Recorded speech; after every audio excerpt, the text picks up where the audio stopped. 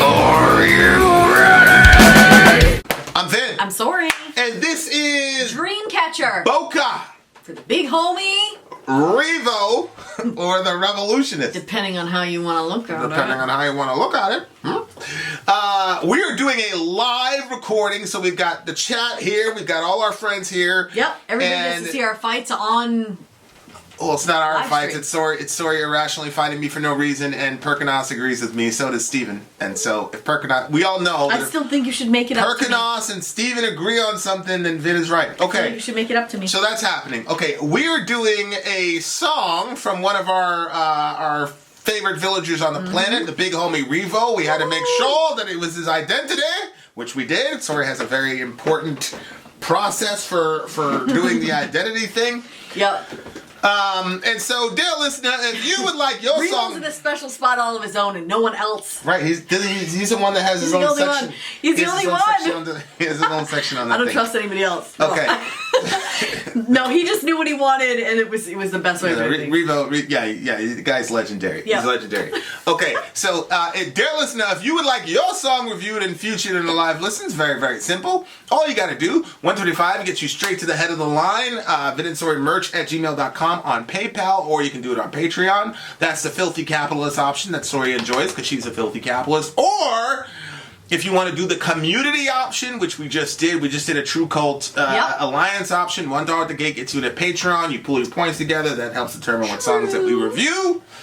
And you also get other perks if you're a patron. You get like, for example, we've got a song we're working on that we're going to finalize, we're going to master, we're also going to shoot a music video for it, and we're going to launch an exclusive watch party on that if you're at the $15 tier and above. There's going to be some raffles if you're on the lower tiers, and there's going to be some plus ones and all the rest of it. So you get those things and other things. We've got a lot more time now to engage, so there's going to be other things forthcoming. Having said that, we're going to listen to a band called Dreamcatcher. The name of the song is Boca. We're going to put the lyrics in the... No, not the lyrics, but here's the... When we say we put the lyrics in the description?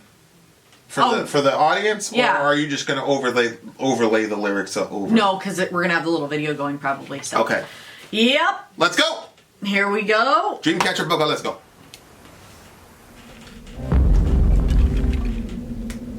Lose myself. Okay. Cool. Boca is Spanish for mouth.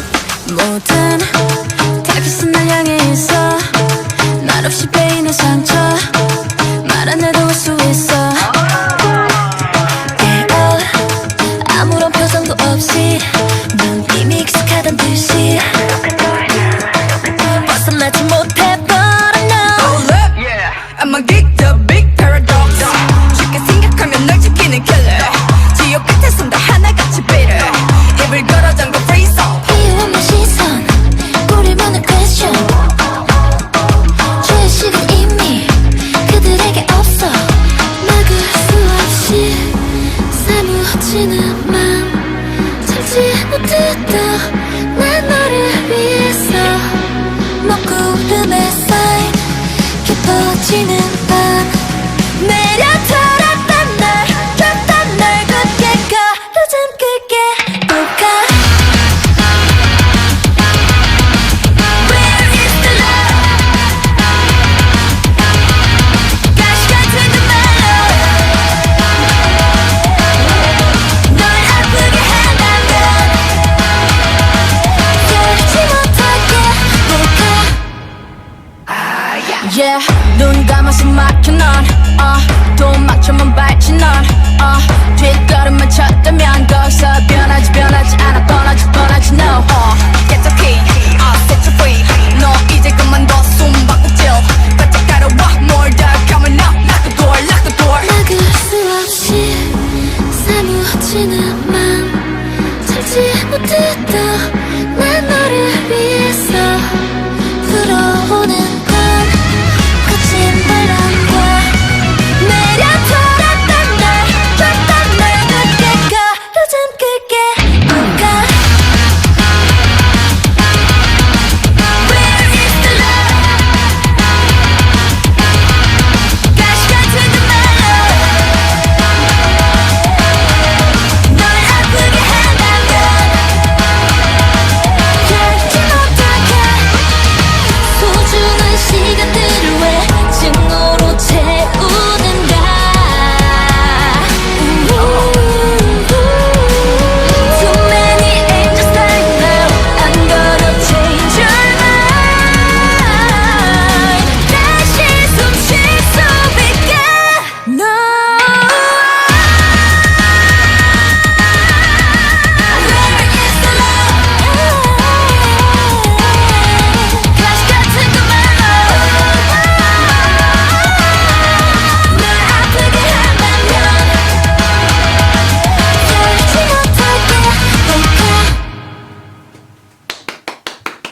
liked that one. I haven't looked at the lyrics at all. Is this that band that he was talking about before? Is this? Have we done a Dreamcatcher song yet? Yeah. What's up? Look, this girl. Something about this. Did it say something about dystopian future or something like that? Yeah, probably. This girl, I'm pretty sure that in her hair, she has oh my word, my mind went blank. Very articulate. Hold on. Handcuffs in her. She has handcuffs in her hair? Hooked into her hair. Okay. That's what it looked like to me. Right there, that girl. Right there. I think that's a handcuff. What? Those are not handcuffs. I think it is. Riva will have to tell us. He's in the chat. Yeah, he's right there. Okay. Maybe it's not. Look, doesn't it look like a handcuff? It looks like the hinge. It just looks like two steel little thingies that she does her Chun-Li on. You're just... I think it's handcuffs. That'd be super cool. You're just, It'd be so disappointing if it was not handcuffs. It is not handcuffs. It's just a little steel little thingamajiggy. They're not handcuffs. We just saw the picture. Wrong. You just blew You're it up. simply wrong. Anyway, alright. Hey, bring the chat back up. I'll pull up the lyrics over here, you bring the chat back up, and see if Revo said anything. This is a sequel to Scream. This is a sequel to Scream. Yeah. Scream was the last one we did, and that one was about social media, right? Right? Yeah, I think so. Revo, that one was about social media, right? Yeah, so the Scream one was about social media. Then somebody killed themselves or something like that? Remember that? Wasn't that the situation? I think so. Somebody was like going after this girl, and like she was doing like an anti-bullying campaign. She ended up killing herself or something like that. Right, and he goes, right. Okay, so then this is a sequel, and Boca means mouth in Spanish, right? So it looks like it's talking about what people... So that one, the previous one was about social media. This one is about how people use their words to, I think, hurt people, I think is the point. Here, can you put the chat back up? Okay. Just do this here. Okay, so now the chat's back up. So the lyrics are, all targets are directed at you, injury without a blade. I can tell without you even talking, hold on, hold on. Without any expression like you're already used to it, I'm knocking door, now I'm knocking on the door. I can't escape, but I know, hold up, I'm a geek. The big paradox. I'm a killer who protects you. Everyone prays at the end of hell. That's a good, that Their line mouths is stop never talking, freeze up. Unprovoked gaze. Continual question. Woo ah ah. That's in the lyrics. Woo ah ah. They don't have a sense of guilt already. Unstoppable, pierced heart. I can't stand it anymore for you. Covered in dark clouds, deepening night. Hit it, thunder. Drop thunder. I'll lock up securely. Boca. Boca means mouth. Shut your mouth, basically. Where is the love by that thorn-like phrase? If it hurts you not to open your boca, I think is what they're saying. Yeah. Some people are like that, man. Like, they just cannot shut the hell up. And they can't not say, horrible things to people. Oh, well, yeah. Yeah. There's just some people who, like, yeah, we had a situation, they just couldn't stop talking. And then, like, shit would be like 2 or 3 years from the event, still talking. But it's like, we're in Maine, so there really isn't a lot to do here. So... Yeah. I was like, well, I mean, maybe they're just bored. I do think that's a lot of it. No, I agree with you. I think that would be a good reason for people to just keep talking, just because you're bored. Yeah, well, yeah. It's like when the cops come around, like, sometimes the cops come around and you're like, really? Yeah. You're bored. 100%. You're bored. You pulled me over for what? You're bored. Well. Obviously. Well, I don't think they pulled you over because they were bored. But you know what? I should have said this in the other review. But it's too late to apologize. But we're here now, so I had this. Well, it kind of goes to the cop thing. So I was with my boyfriend, and we had stopped, and we were kissing on the side of the road. Well, we weren't on the side of the road. We were parked somewhere, and all of a sudden, like, I'm not gonna say who this was. I'll tell you later if you want to know. All of a sudden, there's like a bunch of blood everywhere. And I was like, what happened? It was like just blood all over the place. That's why it would have been perfect for that other review. Oh, yeah. And then I'm like, thinking about, I'm like, what happened? Because I literally didn't, I mean, I knew that there was some serious kissing going on, but I didn't know that there was that much. Anyway, the person had gotten a bloody nose. It was so gross. I know the person. You do know the person. It was so disgusting. And like, I was by this body of water that was also disgusting. But as grossed out as I was by the body of water, I had to get that blood off my face immediately. So I went and like just put this water all on my face. And then the other guy was what? Well, he realized it was him. And he was probably embarrassed. I was like, oh, it's fine. But it wasn't like a huge deal to me, but it was, I was more relieved that it wasn't my blood. Right. Honestly. I think you would have been embarrassed. I would have been embarrassed. I would have been very embarrassed. Well, anyway, this cop shows up. You'd have been humiliated. I'd have been humiliated. This cop shows up, and he was like, you guys can't be parking here. You're going to have to move it along. Did he see how bloody you guys were? No. This is beyond that. Oh, He's like, okay. you're going to have to move it along. And it was so funny because he came up looking all like copish. Like cops will like, they puff their chest. They do Oh, that yeah. thing. Yeah, they so he look comes up, copish. he's like, you guys are going to have to move it along. And then the guy I'm with, he goes like this. He looks out the window, he goes, Tommy? He used to go to high school with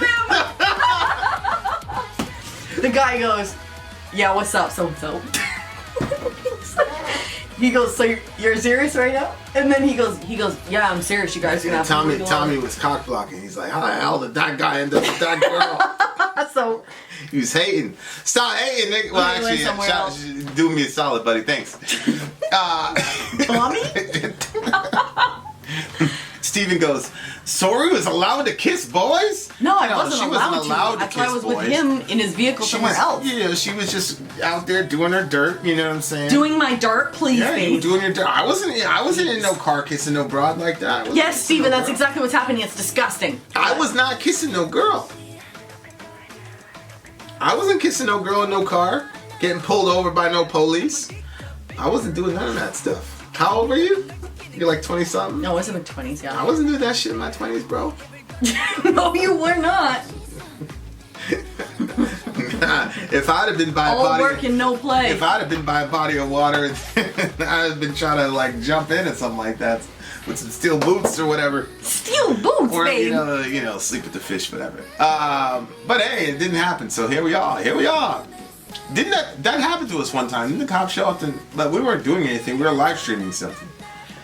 Yeah. It was actually that was like the first time we actually heard about Amazon. Was that time? Should have done it back then. I don't know. The only times I can think of are times cops should have shown up.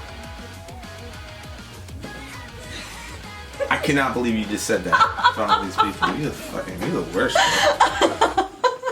You're the absolute worst. Look at Ben. Oh, Ben. What did he say? If only it were true. That's because no girl would kiss you, Vin. That is not true. Yeah, you're wrong. So, We don't need to go into the gory details. this song, it's a little bit different than the social media one, right? Because the social media one is like you're kind of like a soft person like Ben, who kind of because like I don't picture Ben as somebody who'd say any of this shit to anybody's face unless I was there. To protect him? Right, because he knows that, me and Steve were there. Yeah. And Perk were there. He knows that we would protect him, so he would still talk shit. Would De Herrera protect him though? I don't know. I don't think De Herrera would protect him. De Herrera would be like, hey, you gotta take personal responsibility. That's De Herrera. I'd say amen. Yeah, Amen. Stevie D would be like, you gotta take personal responsibility. I can show you some moves and shit, you know what I mean? De Herrera would just watch him get pummeled into the ground, and then he would just be like, hey, man. And he'd really be like trying to school him up. Yeah. Shout out to Stevie D. Yeah. I gotta call the homie later. Yeah. Ben, listen, if I'm around, or if Stephen A is around, or if Perk is around, you're good. If it's De Herrera, you're gonna die, bro. You're gonna die. You're gonna die. We're fine there. Yeah. Sorry. Nah. If Vin's around the corner and something's happening to you, I'm not sure if I'm calling him or not. I'll do one of these. But anyway, so you got the Ben Webb type. Then you gotta get Ben. I'm gonna wait. You got the Ben Webb type people who would just like snipe at you, which was the first one. Yeah. But this next one though is a little bit the guy has a little bit more high character. They just use this one so we can leave or the girl has high character because they're actually talking shit.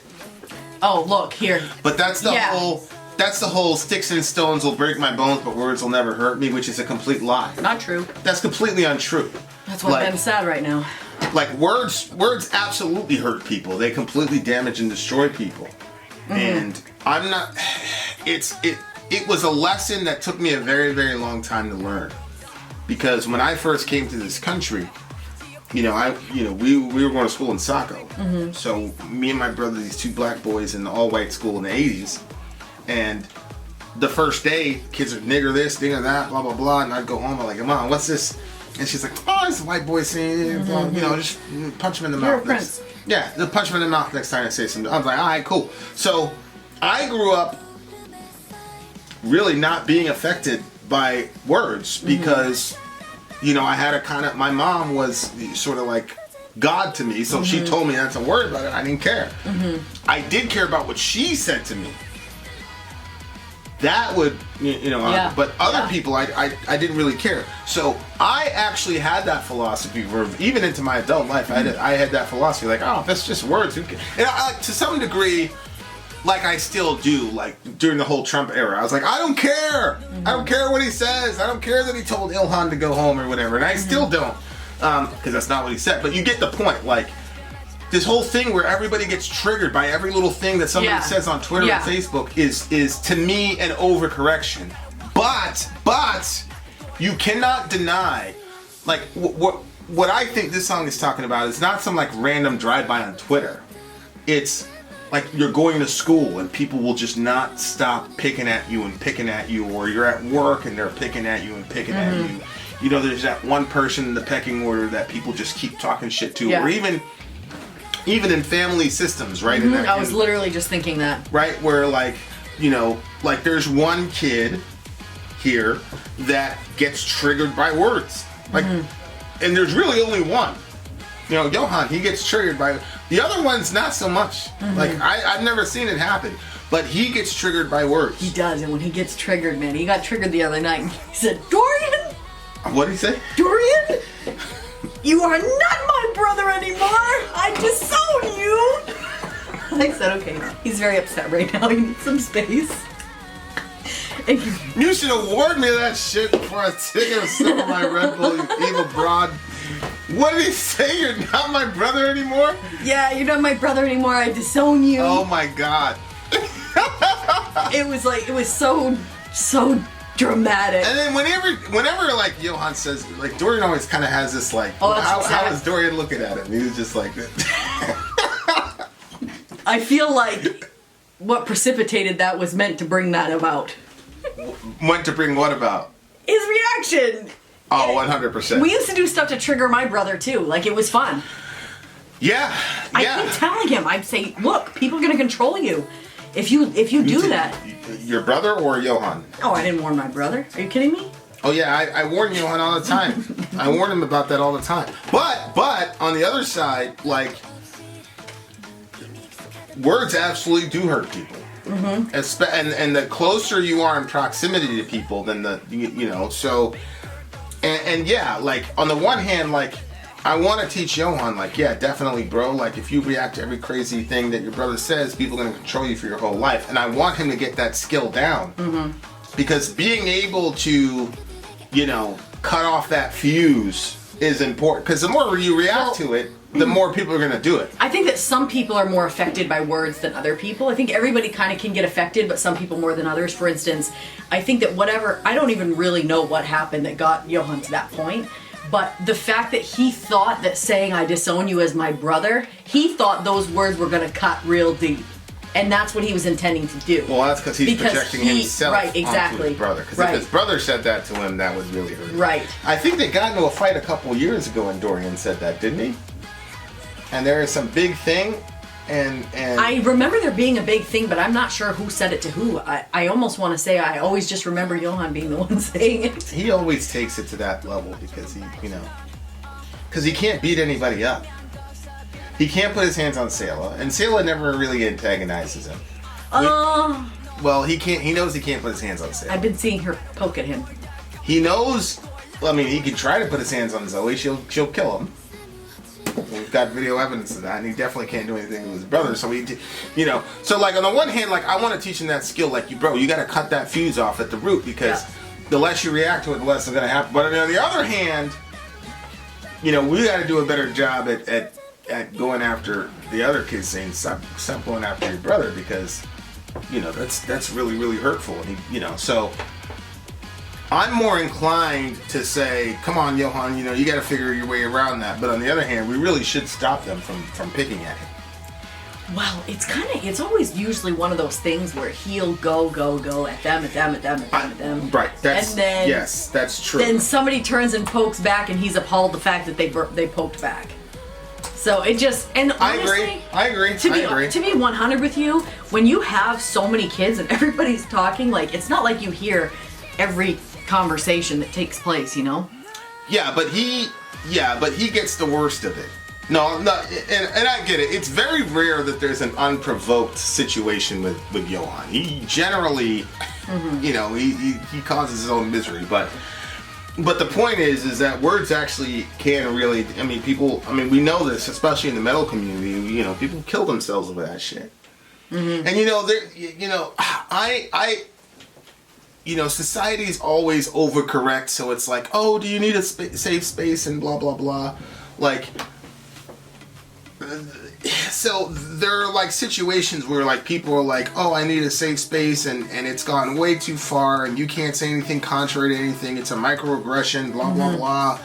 Like, I feel like those are overcorrections, but I do think, like, for example, I believe our home should be a safe place for people where they don't have to have the anxiety that they're going to get, attacked verbally every day. Like there should be a place where you feel safe, where you can let your hair down. I think we have that environment. Yeah, no, I think we do. I'm just saying about the concept of safe space. Like I don't want to completely eliminate the concept that having a safe space is wrong. Like because it's such an easy thing to make fun of because of how far certain groups have taken I think that what happens is that you should have safe spaces that are your safe spaces that you can go to. But some people, they want the entire world to be a safe space for them, and they want to control everybody around them by their personal safe space. Yeah. I don't know. Remember that lady that we saw in that thing when they were talking about safe spaces? Which lady? They were on the street and they were asking people about safe spaces and trigger words and stuff like that. And she essentially was creating a situation in which the entire world would be wrapped in bubble wrap. Nobody can say anything, nobody can think anything contrary to what she believes people should say and think. Yeah, and we can't have that. But I think that you should have spaces like that. Like you said, like your home or your, Look, if the people advocating for safe spaces meant the entire world, then they would not say safe space. Like the very fact that you're saying I need space means that you recognize that there are unsafe places. A space is just a little segment of reality that you get. That lady was looking for a safe world. Yeah. You wouldn't ask for a safe space if you were looking for a safe world. Right? So she called it safe space. Yeah, I know, but she wasn't really talking. But I think she represents. She was saying what I just said. She wanted everything in bubble wrap. She represents the problematic aspect of it, and it's problematic because we're not in the fully realized kingdom of God yet. Mm-hmm. So we're still dealing with sinful human beings, and you're never going to have a completely safe space on this side of eternity at this point. Mm-hmm. Like we've not progressed to that point yet. So